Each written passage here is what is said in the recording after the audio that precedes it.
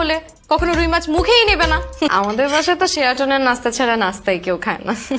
ওমা ভাবি, তুমি না একটু আগে বললা তুমি সকালে নাস্তা বানাইতা? হ্যাঁ মানে আমার বড় মামা শেরাটনের নাস্তা ছাড়া নাস্তা খায় না। অনেক বড় বিজনেসম্যান তো, বড় বড় মানুষের বড় সড়ো ব্যাপার।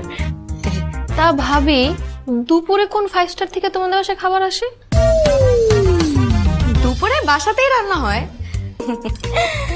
আর একটা কথা তো আম্মা আপনাকে বলাই হয় নাই, আমাদের বাসায় ফ্রিজ সবচাইতে বড় ফ্রিজ, ইটালির ডাবল ডোরের। আমার আব্বা 2 লাখ টাকা দিয়ে ফ্রিজটা কিনছে। আর সব তো ওয়াশিং মেশিন, হাতে কিভাবে কাপড় ধুয়ে আমরা ভুলেই গেছি।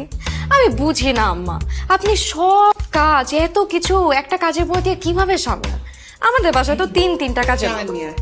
একটা রুটি দিব, আরেকটা রুটি? না না, এটা শেষ করি। আচ্ছা বোমা, ওদের সামনে এগুলা বলো না, বুঝলেন না?